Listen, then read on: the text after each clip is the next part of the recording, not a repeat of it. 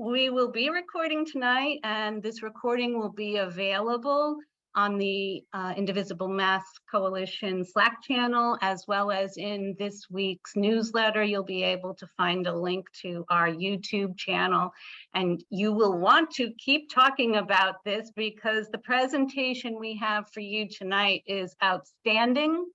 So welcome to this month's Indivisible Mass Coalition special statewide call. We're very, very proud to host guests from the Lone Star State, and we want to welcome Indivisible Texas 24 members who might be on the call because they're the ones that connected us with our amazing guests from Sisters United Alliance. Before we begin, I'm going to share the screen because we want to take a few moments to make a land acknowledgement and to cover some of our meeting norms. So here we go. So we always assume that everybody who joins our calls have come with good intentions. If you've not done so already, please introduce yourself in the chat box. Please stay on mute except for our guest speakers. When you have a question, you can put that question right into the chat box as soon as it enters your head, but make sure you put the word ask, A-S-K in capital letters in front of it. That helps us to see it later on. All these resources are going to be shared in chat. We'll put maybe some links in there that you just have to click on and they'll open up in a separate tab for you. And they'll all be shared after we're done with the call. It's become a custom for us to always begin our meetings with a land acknowledgement, and this is adapted from one of our racial justice and equity team members' work. So, wherever you go in America, you are on Indigenous land. Tonight, we acknowledge that those of us who live in Massachusetts are now on the lands of the Mashpee Wampanoag Nation, Wampanoag tribe of Gayhead, Aquinnah, Massachusetts, the Nipmuc Nation, and the native residents of Herring Pond. We recognize their legacy, their ongoing strength, resilience, and their continued presence. And here is tonight's agenda. But before we begin, I'd like to acknowledge some of our coordinating board members. I think I saw Debbie Hart-Klein on board. She's our representative from the 6th Congressional District. Can you wave, Debbie? Hi, I have my camera off because I'm lying down after knee surgery. Okay. All right. Say hello. Okay, and I think I also saw Rachel Horak from the 8th Congressional District. Rachel, can you give a wave? Are you there, Rachel? Hi, I'm waving. Yay, I can't see everybody when I'm sharing screen. And did I miss any of the other coordinating board members? Hi, Lori, it's Janine. I'm here from CD3.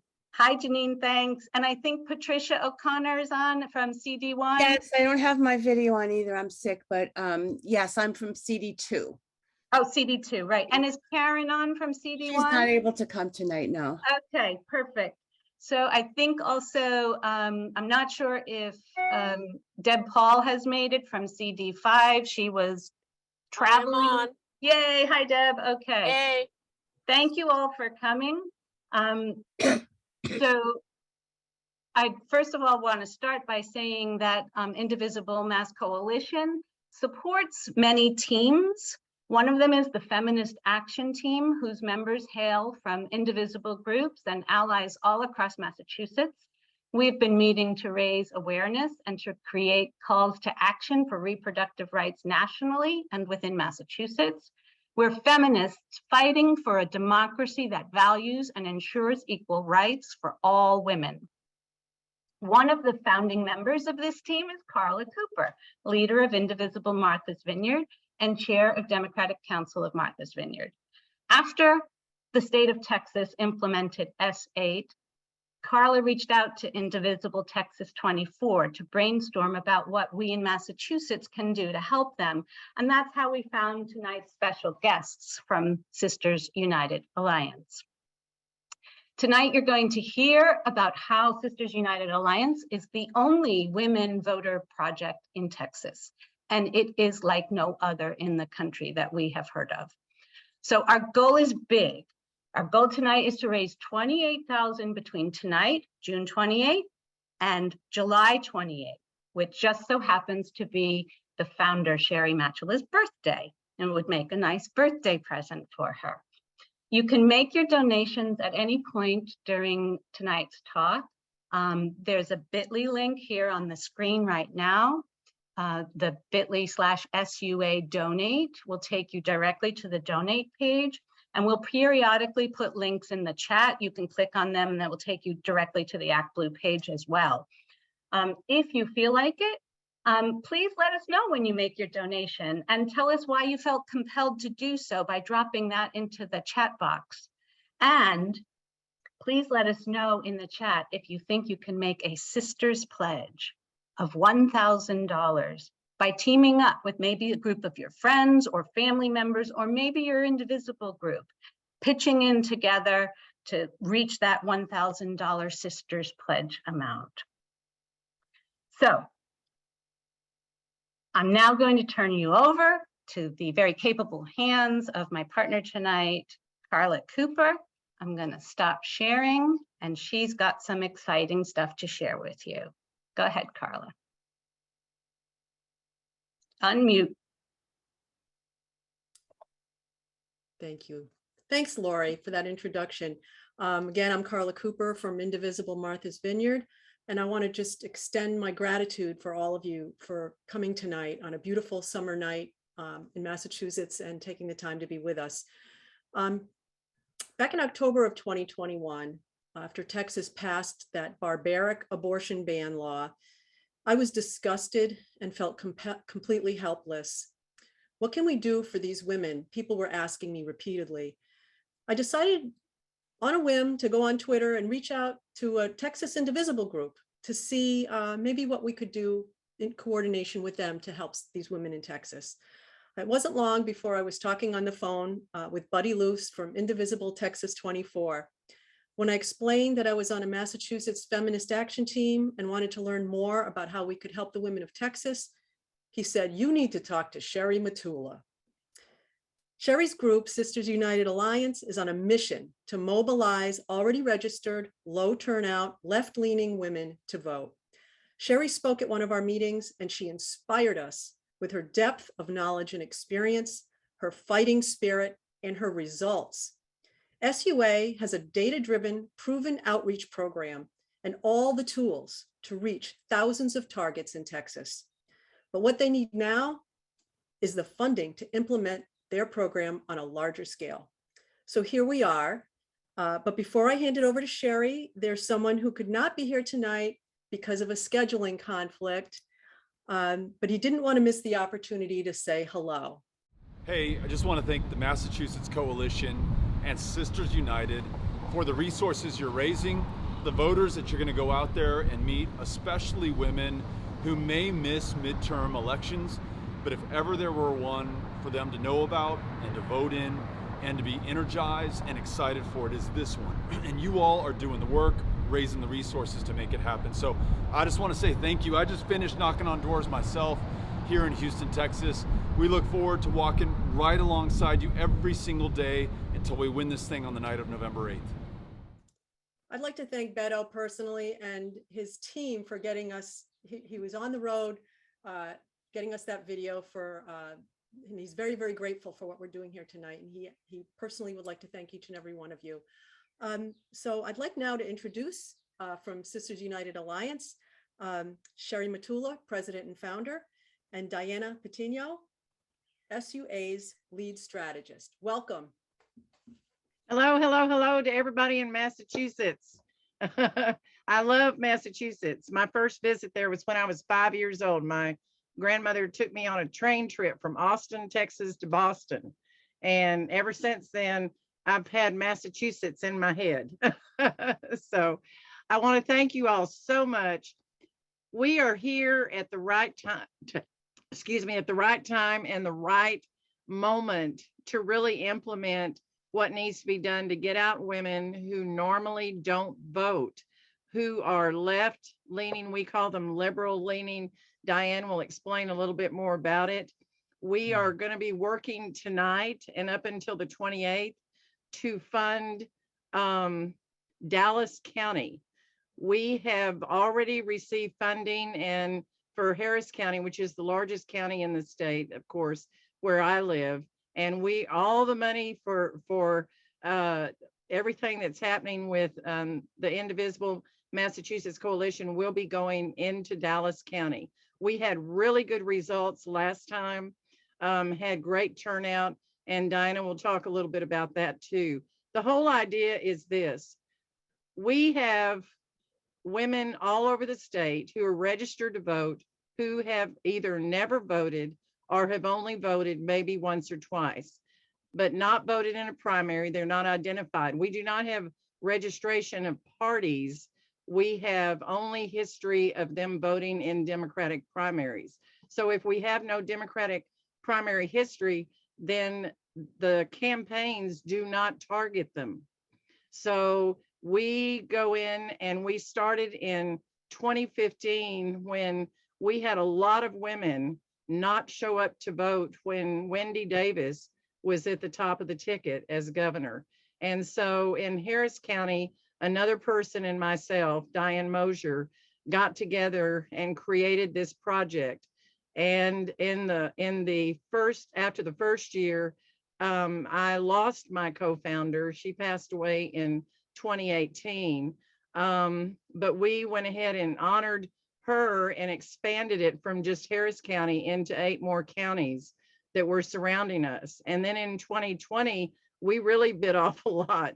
We expanded it out to 26 counties, including the large urbans, and targeted over almost 500,000 women. So we've grown it very fast, and we are here for this moment in time to make this happen.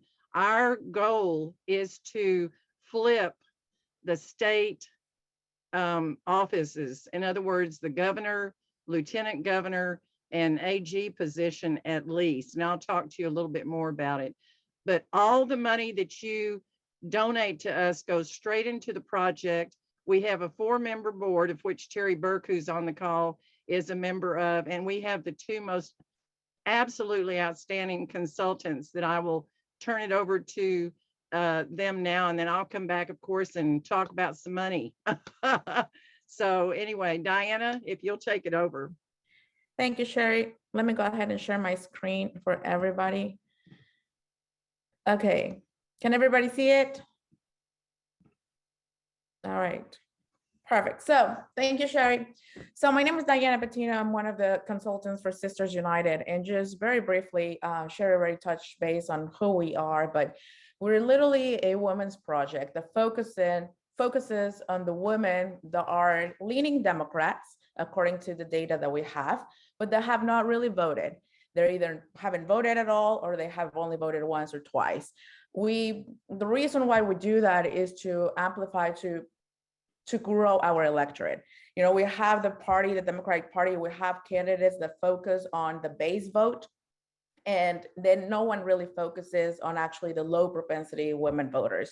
So that is why Sisters United was created, so we can go ahead and work with the Democratic Party and candidates on adding more women, more voters to the electorate to be able to flip districts, counties, and the state eventually. So why we do this? Because we were doing all this data analysis, and we were able to find that actually Texas, and we like, you know, a lot of people like to call it a non-voting state, and it's a red state. It's really a non-voting state, because what happens, and I share right there a little bit of a data that we have. So just to give you an example, here in Texas, there's about 7.7 million registered women voters. Out of those, 2 million of these women have never voted since they registered to vote. And when you break it down into all these data analytics that we have behind the scenes on the data, on the voter file, we find that over 1 million of these women are actually Democrats. They're actually women that we can talk to, and that we can just engage them and show them why it is so important to turn out to vote and eventually help us flip Texas. So Sisters United believes this is the right route to take, instead of just messing with independents that we just never really can tell how they will be voting. I think that we have a larger pool than Republicans. All what we need to do is just get them engaged. If you really think about it, all of these women eventually at one point in their life, they were excited, they thought their vote would matter, and that's why they registered to vote. Many of them, or if not all of them, are not like us. They don't follow the current events. They have, 2 jobs, they have a huge family, things like that. They have responsibilities. So it's very easy for them to just get busy with their lives and just forget about voting or forget about politics, or really eventually lose traction of the impact that a vote can make for them. So that is who we are with Sisters United. And let me just change. Okay, I'm trying to change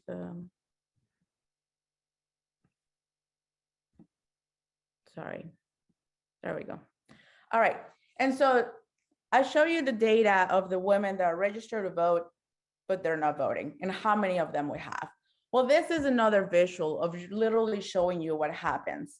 In 2020, this is just a clear image of actually the difference that we can make if we actually turned out those people that are registered, but they're not voting. If you notice, you got 5.8 million people that voted for Trump. You got 5.2 million that voted for Biden. And then you get 5.7 million that didn't vote at all. So you can see the difference that engaging those voters can make here in Texas. And so, as Sherry mentioned, we got started back in 2014, 2015, but eventually Sisters United was formed and started executing a campaign in 2016. The first, it was going to be a pilot program. And the reason why was because in 2014, we had a governor female candidate and a lieutenant governor female candidate.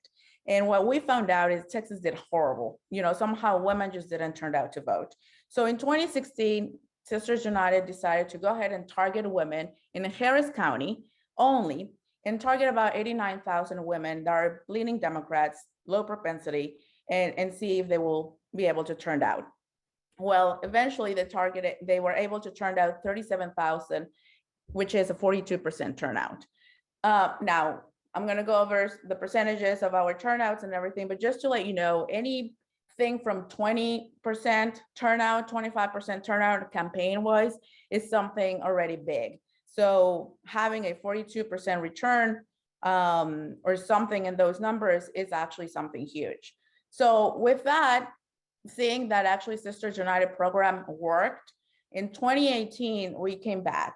We restructured Sisters United. We looked over the strategy and the method of contact and everything, and we decided to expand to 9 different counties.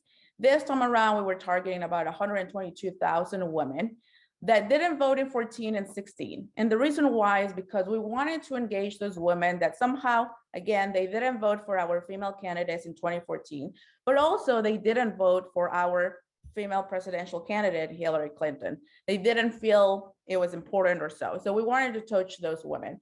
Out of that 122,000 women, we were able to turn out almost 44,000 women. So that's, again, 36% of the vote. And let me go into the history, and later on, we're going to touch base into how we talk to them. There is a comprehensive campaign behind the scenes, a communication strategy that we use and that we have over the cycles change and make it a little bit more sophisticated to make sure that our women are receptive to it. So in 2020, SUA then again came back with more strength and reached out to 26 counties, targeted 416,000 women across 26 counties, low propensity again. And this time around, we wanted to focus on the women that didn't vote, again, for our female presidential candidate, but also didn't vote for Beto.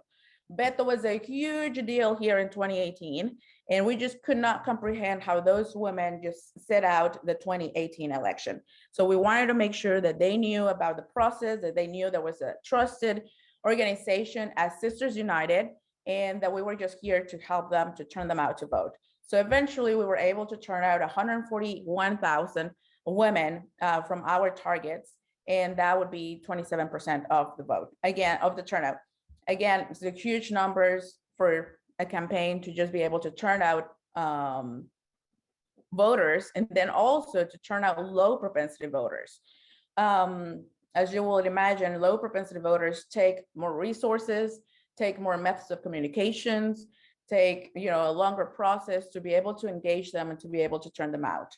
So this time around in 2022, after analyzing everything we have done, we decided that we are going to go after the women that have voted in the last two presidentials, 2016 and 2020, but have not voted in the last two midterm elections, 2014 and 2018. And the reason why we kind of changed it is because we believe if we go after the women that didn't vote for Trump, didn't vote for Beto, there are women that perhaps, some other groups would be better to reach out to them, maybe a nonpartisan group or someone like that. So we decided just to make sure that we just are now looking at those presidential voters that somehow are not engaged in the midterm and flip them and make them more of a voter, make it more of a habit for them to vote. So this time around 2022, after drilling the data, we decided to target 15 counties, found about 584,000 women who follow this criteria, voted the last two presidentials, but did not vote in the midterm elections. And we are hoping to have about the same, return or average return from the last few cycles that we had. So that is where we are. And I'm just going to flip it to Jaime to just go over our method of contact and how we engage these women to vote. Thank you, Diana. My name is Jaime Mercado. I am a local consultant down here in Houston. I joined Sisters United in 2018.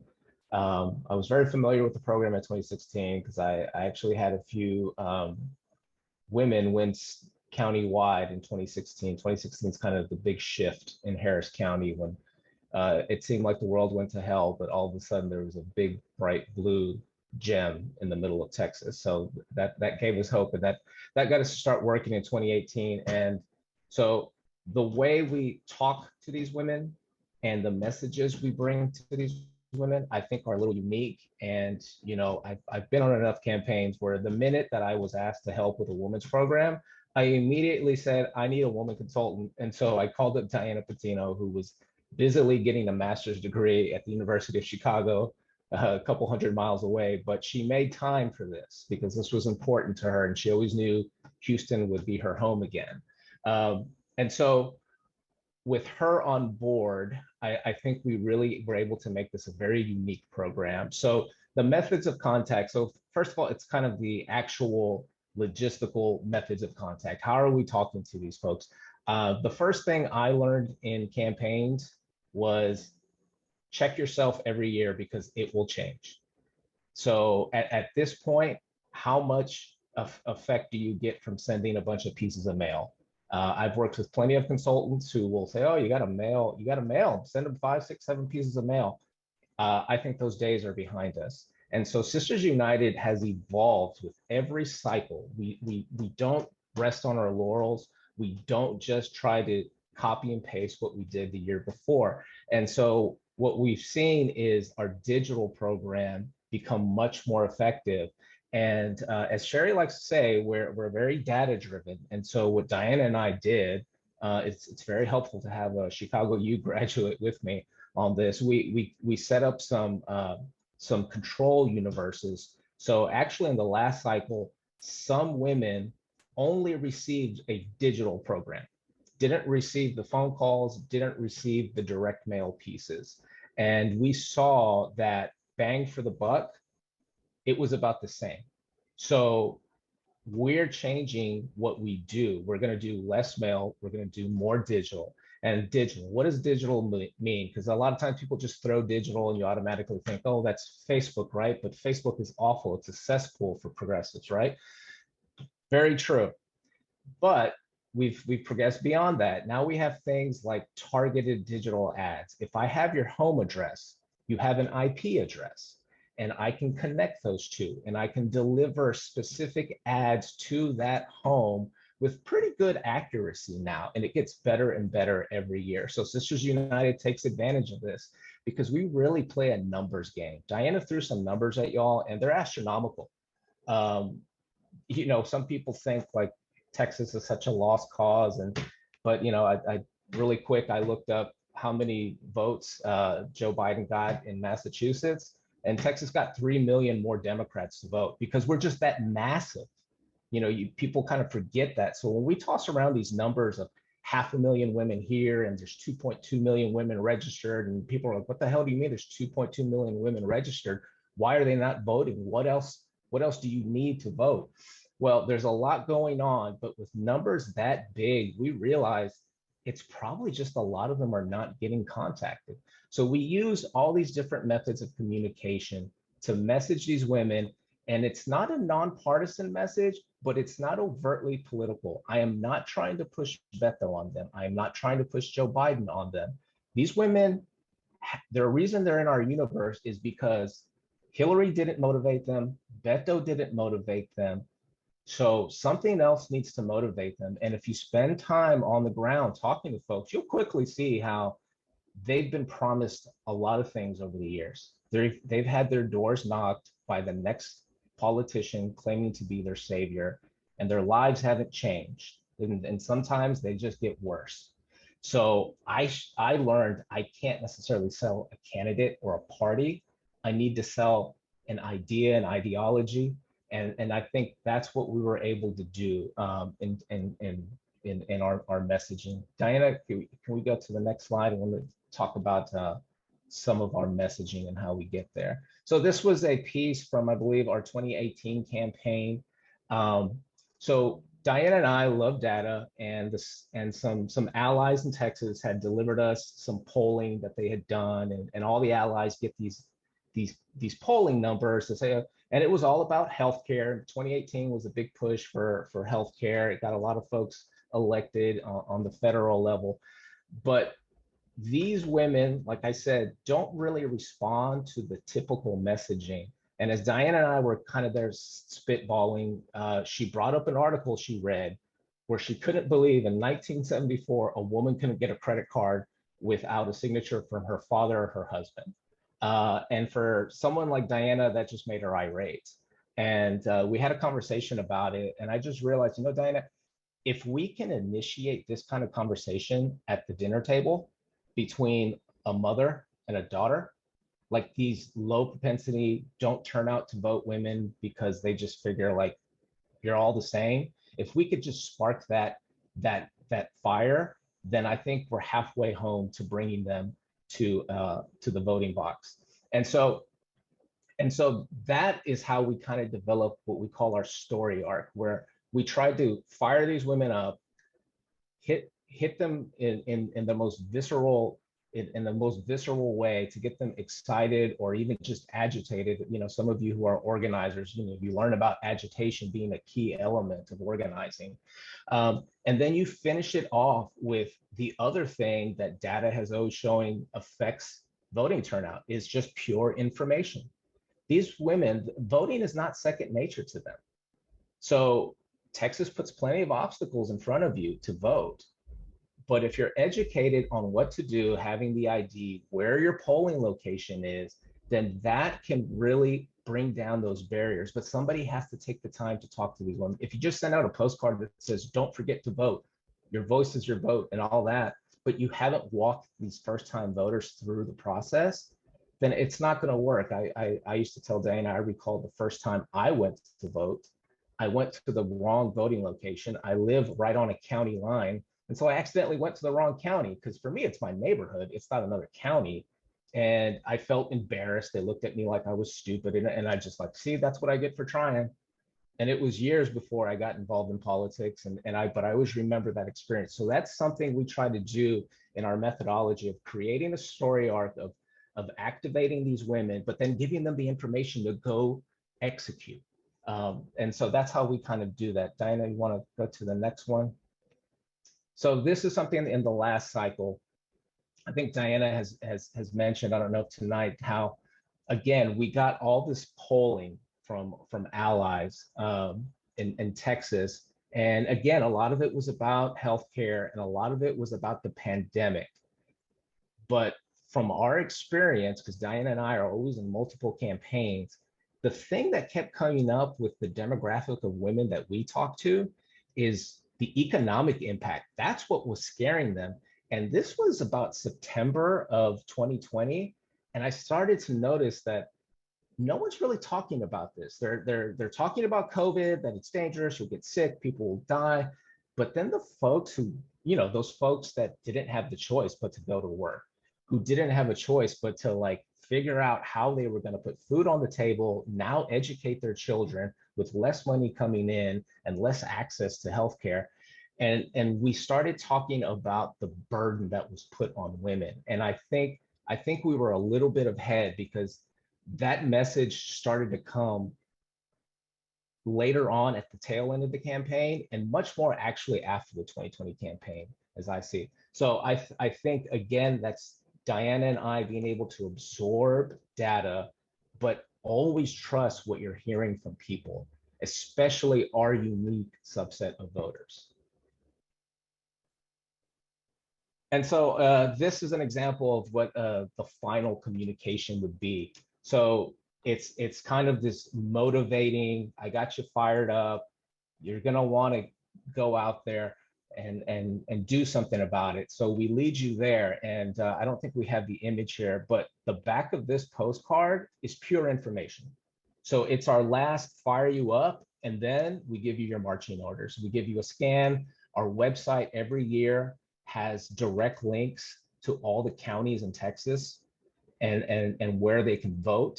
Our final communication from phone calls this year will probably be text, is a link to where to find your voting location. So it's not just, hey, get you all excited and then don't tell you where to go put that energy. It's get you excited and then educate you on the process and tell you where to go actually cast that ballot. So we try to walk these women through there, because once we get them voting 2-3 times, then it becomes cultural. Once somebody votes 3 out of 4, 3 out of 5 years, they're a pretty consistent voter. Then they kind of graduate from the Sisters United program, and then campaigns and other organizations, because then they're much easier pickings, frankly. They're ready to vote. They want to vote. So this is an example of our digital, and you see these monster numbers, and it's kind of hard to quantitate like impressions. I always tell people, think of a billboard on the side of a freeway. It's not how many billboards are up, it's how many times your eyeballs pass it. And think about how many times you pass that billboard before you finally remember, oh yeah, over on freeway such and such, there's a billboard for an insurance company. So that's why you see monster numbers like 25 million impressions. We had a ton of women, and we really wanted to get these messages in front of them. And again, this was during the pandemic. Texas women are taking the biggest hits in this pandemic, and Republicans don't care. We really wanted to talk about the burden that women were feeling, and I think we got a good response from that. So what we're hoping to do in specifically the Dallas area is we have 86,000, pretty much 87,000 targets. So these are women where the first heavy lift has been done. They're registered to vote. That's the one good thing that came out of the 2014 election down here, where Wendy Davis got $40 million. We were so excited, and frankly, we kind of fell flat on our face. But the one thing that was born from that was there really was a push to register women to vote, and really register Texans all across. And Democrats got a big advantage in people that were likely Democrats registered to vote. But then there was no follow-up. Then there was no Sisters United program to take those folks to the next step of, great, you've registered to vote. Let me give you a little motivation. And most of all, let me give you a little bit of information on how to seal the deal and get you to the voting ballot. So for us to reach that many women and run a full program, the full program this time around would be fewer mail pieces, but much heavier on the digital as the digital improves. And the other thing that we're doing this time around is we looked at the data from the last 2 campaigns that we did, and we're really going to zero in on the age bracket and demographic within our universe that responded the best. And for us, that's basically women from around the age of 34 to about just under 50. responded the best. And it makes a lot of sense. And it makes a lot of sense that those are the folks that are going to respond best to digital, because I'm in that age bracket. Diana's just shy of that age bracket. But we all consume information through our phones. I've been disconnected from cable for over 10 years, and that's probably more normal than abnormal now. So these different methods of contact, we're always upgrading them. And this is the level of opportunity in a place like Dallas, just the northern region. Remember, we have Dallas, Austin, Houston, and the valley, the southern part of Texas is pretty populated as well. And then we always forget that we have about 700,000 people in El Paso. That's just how massive the state is and how much opportunity there is there. I'll pass it back to Diana now. Thank you, Jaime. And so with that, that just shows a little bit of what Sisters United does. Now, one thing that I think we forgot to touch is also, as election goes on, early voting, we got 2 weeks of early voting here. And then, of course, election day. Jaime and I look at our targets, look at the people that are turning out to vote, and then we run the analysis. Then we make sure, you know, how many of our women are voting, how many they're not. We don't rely on the Democratic voter file. We actually get the list from the counties and make sure we upload and make sure we look at them, and then make sure we know if our women are turning out or not. Now, a beauty of the digital program is also that we can monitor it every single day, and we can adjust it every single day. So if we see that something is catching fire, then it's great. If we see something is not, then we can obviously edit it or change it a little bit.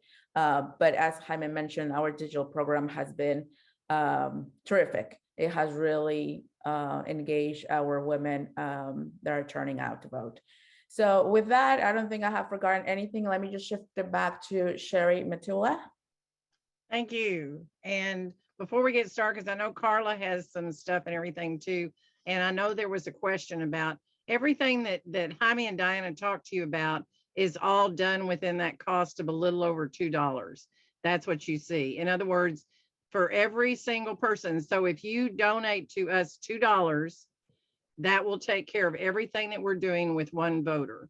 Okay, it could be 10 different times of reaching out. It could be every time during early voting that we're reaching out. And by the way, just to let you know, we're the only program I know of that verifies our results by our consultants actually going to the county rolls every day of early voting and checking to see who of our women show up to vote. So we actually are tracking them to see if they actually do show up to vote.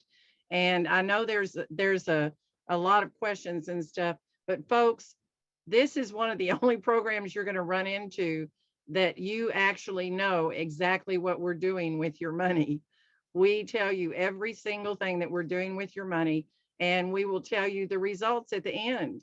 Whenever we get the final results, which is until February, we'll actually have another meeting of the Indivisible Massachusetts Coalition, and we will tell you everything that happened with your money. Okay, so we're more than happy to do that. Overall, can I go ahead and introduce? Is Rachel here? Rachel, would you like to talk a little bit? Folks, this is Rachel Bitterkoffer, who I think you all have seen on national TV and stuff, and she has been so helpful for us with Sisters United and stuff. So Rachel, if you want to talk for just a minute. I do. I wanted to come in and just do a little assist here on this closer, maybe be the relief pitcher for you for a second period. And I was lurking in there and I was thinking, maybe I need to raise my hand and say something. So yeah, but I've gotten to see the update on your data and system, and it looks great. Let me tell everybody on this call why when I meet people who have money and they want to give some of it away, I always tell them about my friend Sherry and this organization, Sisters United Alliance, because what it's doing is so pivotal. If we could run this program at a mass scale in states like Texas, we would actually be able to make progress to flipping the state. And so I'm trying to get her attention and love to scale up. I know that they have scaled out to some other states. And in my opinion, the world would be a better place if by September we could have a women's specific program rolling, especially now that we have this Roe crisis. I mean, we're in a rights crisis. Women are reduced to second-class citizenship, and that's a message that fits right in to Sisters United. I mean, if there's any group that's going to be more adversely affected by Republican policy, it's going to be their target group. And it's just such a great system, as you guys saw in the advertising too, that, you know, they're on the Bittercoffer revolution train. So you notice that messaging is doing two things. It is convincing the voter to vote, and it's you know, hitting them in policy, but it's what it's mostly importantly doing is telling them who not to vote for. Right? Like, hey, let me tell you about what the Republican Party is doing to you and what you can do back to them, which is, of course, show up and cast that ballot. There's nothing more important, and there's nothing that they fear more in states like Texas than empowered female voters. Texas institutionally, even before these reforms, had one of the most strict institutional structures for voting. So it really does take this personal touch, intensive tracking system that they've created. And I would like to see not only nationalized for women everywhere, but also, you know, incorporated and adapted for Latino programs and for youth and minority voter programs. I think that the model has that much promise. So I hope you guys will agree. I know you're sitting in Massachusetts and there's a lot on the plate for this cycle. And you might be thinking, especially for me, hey, Rachel, but Texas, and let me tell you why. Texas, right? We have to engage in Texas. Number one, the narrative power of what's happened down in Texas, in Florida under Ron DeSantis, and Georgia under Brian Kemp, and Arizona under Ducey, is a collective story that allows us to paint for the electorate a real contrast. This is what happens when Republicans control your government and have control of your health, your wealth, and your security, versus how blue states manage these affairs.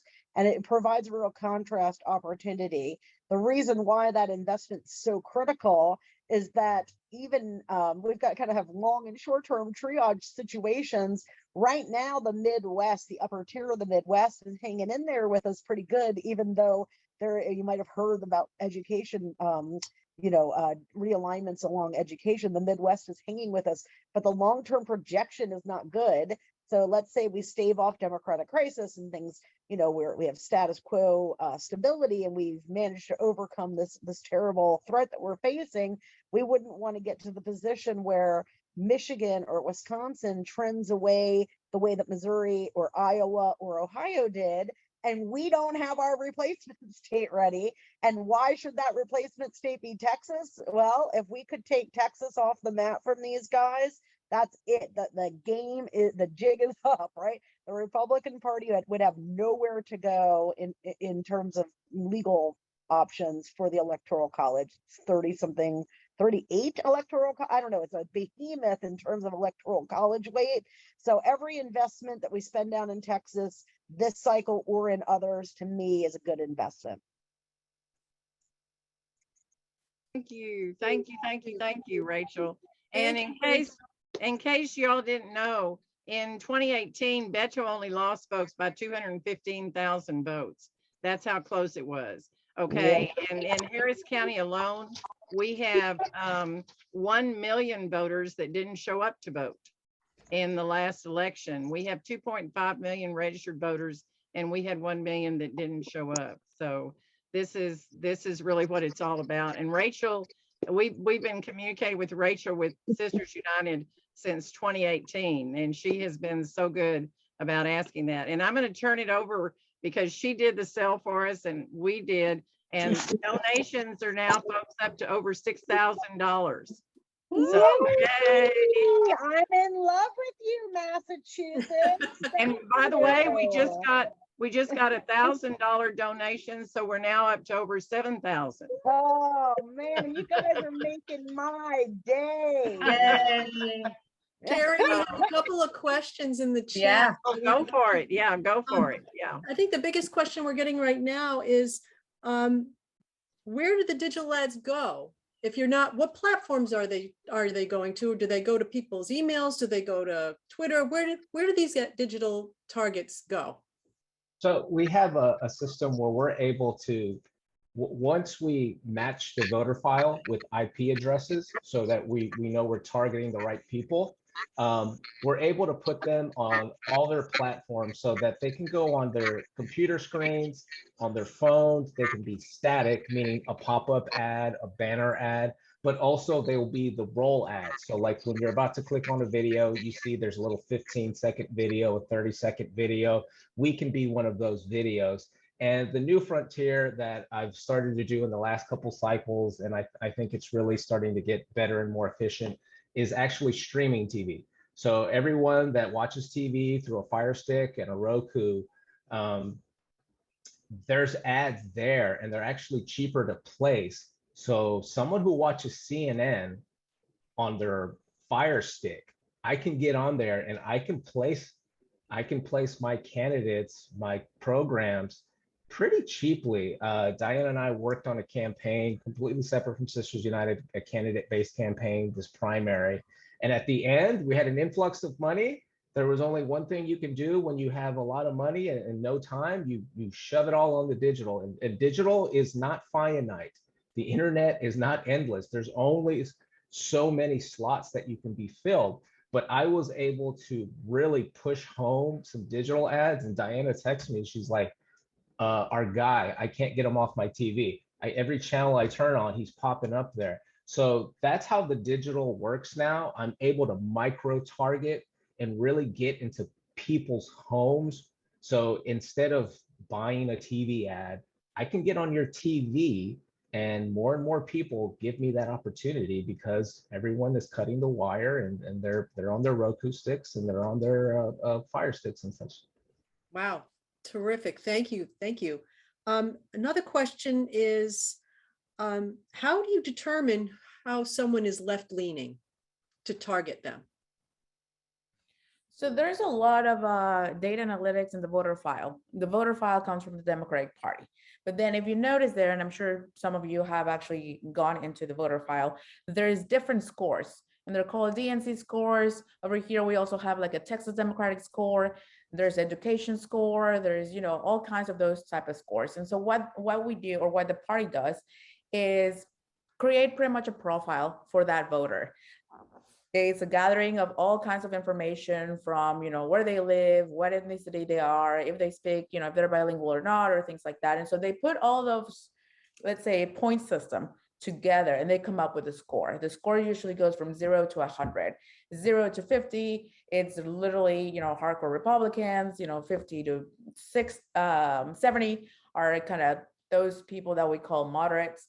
And then 70 plus are safe Democratic voters. And what we do, because we don't trust all the data, right? We didn't create those. So what Jaime and I do is we actually run all those scores, and we do random samples of all those folks that turned out to be, let's say, Carla, you have a 78 Democratic score in my data. So let me just jump into your own profile, see how many times, if you have voted or not, see what type of, information I have there. And I try to look that as a random sample of all those lists that we create with the different scores to see which score is more reliable, to see which one is really actually working or not. And in fact, in one of those cycles, I believe it was 2020, the Democratic Party was pushing the 2020 score that they came up with, which was a newer score, supposedly more updated and so on. Jaime and I drill into the data, and we both said, no, it looks very liberal to us, pretty much very flexible. We're not very sure that all these people are actually leaning Democrats. And the last thing that Sisters United want to do is talk to Republicans. So we went ahead and we actually, I talked to TDP and said, what, thank you, but can I get the other score? I'm feeling more confident with the other score. And we actually did a good thing right there, because later on when we do the data and when we see the turnout and everything, we actually realized that the 2020 score had a lot of kind of Republican voters. So that's what we do. And it's very time consuming, but there's a lot of data in the voter file. You just gotta go and play with all this, the scoring, the system, the voters, and then we just come up with those, make sure that they're Democrats. Wow, thank you. Mhm. Another important question is, do you do any of these ads in Spanish? With you, Jaime. Yeah, it wasn't the biggest part of our program last time around. And Diana, as both, we're both, Diana's a native Spanish speaker. I'm a native Spanish imitator. If my mom asked about my Spanish, that's what she would say. But we know that you can communicate to Latino voters in predominantly English, but when you add the Spanish element, it doesn't really increase the communication and understanding as much as it increases the trust factor. If you send my mom a postcard that says the top headline in Spanish and everything else is in English, she just feels acknowledged. She feels like you knew who you were talking to, and then she's much more open to whatever the message is. So, as without having unlimited funds, but as typical in campaigns, we got more money at the end. People came and like, I want in on Texas, and they threw some money at us. We did create some Spanish language videos, and videos was a much smaller part of the program last time around. It's going to be a much bigger part because, again, we looked at the data and it was just getting a better reaction from our targets. And so Diana actually she volunteered and did the voiceover, and so like really quickly within a day, so the last 5 days of the election, we did have some Spanish language out. And this time, with a bigger focus on digital, we plan to have some Spanish language videos from early on in the program. Thank you. Thanks for that question, Kathy O from Martha's Vineyard. All right, we have 5 minutes left. Let's see, Lori, did I miss? Yeah, there's a few more questions. Somebody was asking, what's wrong with sending postcards? I guess was what I remember the question was. Jaime and I could both answer this. Postcards are different from the mailers. The mailers are done under a political mailing type of a system. And the problem that we've had here in Texas, and Jaime was talking about it, is that we cannot guarantee right now that they're going to arrive, because with political mailings, you have to have them arrive boom, boom, boom at just the right time for what you want for the program. However, postcards, you can start sending out. I mean, postcards are very personal. We normally do it out into precincts because we're set up with Senate districts and precincts and stuff. And we do it. The postcards are the more personal contact. And like I said, mailers versus postcards. Postcards, you all can do anything. And I know I've been working with you with doing the hooking you up with some of the different areas in Texas for actual postcards, to do that. So it's two Right, and I'll just thank you, Sherry. I'll just add in there that the Feminist Action Team is working with Sherry and others, and we did 14,000 already a few months ago, and we'll be rolling out some more soon. And we'll let you know. Watch for the IMC Mass Action newsletter, which comes out every Saturday morning, or the Facebook channel, or Twitter, and the places that you normally find out about us. Somebody was asking about where you get the voters lists and what sort of software you use. So the voter list comes from the voter file. Again, is provided by the Democratic Party. We do have to pay for access to it, but it comes obviously with everything. And now it's up to us to generate the lists, our targets, to use them. But it's from the Democratic Party. And Diana had mentioned earlier about how we check the data as it come in, because Texas does have 2 weeks of early vote. And of course, mail ballot, before it became the boogeyman, Democrats in Texas, our big challenge the last decade was we were catching up to them in mail ballots. And we we had caught up and all of a sudden became the boogeyman. But that also means that there's a lot of votes are in a couple weeks before election day. And so that means you can start counting noses right away, and you can kind of gauge, are you being successful? Are you getting early results like you wanted? Do you need to shift your targets here in the final days? And also for resources, if I see that you voted on my next round of uploads for digital ads, I'm taking you out. I'm not going to waste the resources on you. If anything, I might be able to go get the next tranche of targets that I thought I was not going to be able to communicate. Nice. And like, hey, I'll give you 1 week worth of ads and we'll take our shot with you. And that means that we're always checking the data. It's usually about a day behind, but what Diana and I do for the big counties is we request the data the night of. And so we don't wait for the state party. We just load it up ourselves and clean up our list. Wow, that's fantastic. You've given us so much information and so much hope. Carla, were there any other questions that we didn't get to? I am We're looking, approaching the end of our hour. I think someone just asked, how on earth can someone not vote for Beto? What's wrong with Beto? Well, we have to just get the people to the polls, right? And so I think Just a short, because you all asked last night, the governor appoints the Secretary of State folks in Texas. So whoever is the governor appoints the Secretary of State. It's different. Okay, the lieutenant governor controls everything in the legislature. That's why these statewide seats are so important. And you all have seen the stuff about Ken Paxton, so you know how much we need to get a new attorney general. And when we do, we will have the first Hispanic female attorney general in the entire history of the state of Texas. So yay. That's fantastic. So I guess we're down to the minute now. So you have another minute to make a donation while Sherry's still checking her Blue account. Are you going to give us a final tally? we have 37 donors tonight, and we are up to 7,600. Yes. So, Please copy this link to share with your friends and your family and your groups at home. I'm gonna share my screen one more time. That's not the page that I wanted to share. and just to let you know, when you get the thing about the donation, folks, our PAC is actually, you're gonna love it, Women in November. We established the PAC before we established the Sisters United. So it's Women in November, which of course makes win. Get it? So we're going to win with the women. Yay. In November. Win in November, and remember in November. That's going to be on a lot of our signs this summer, I think, when we're out and about. So final announcements. First of all, Indivisible Mask Coalition and the Feminist Action Team are thanking everybody for coming out and supporting Sisters United Alliance.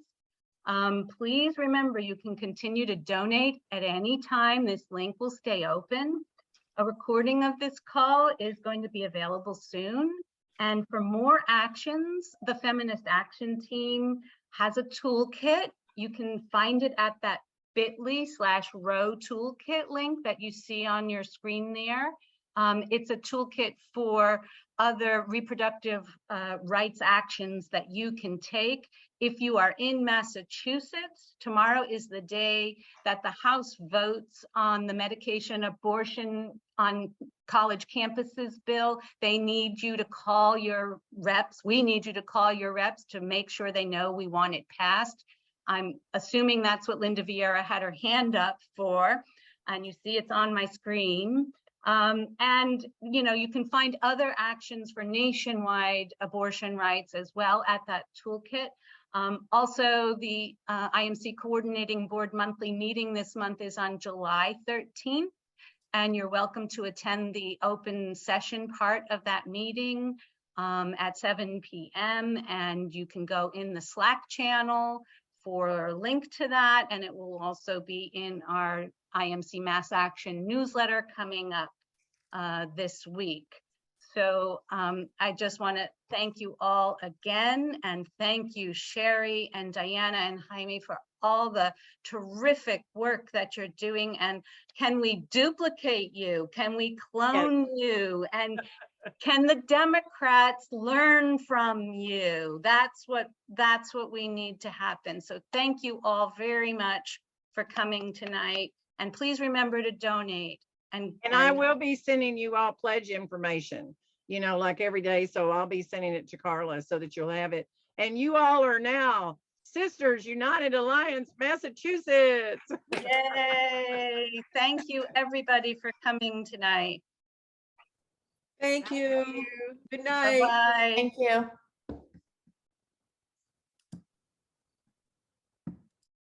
Thank you. Bye, everyone. Wonderful. Good work. Thank you.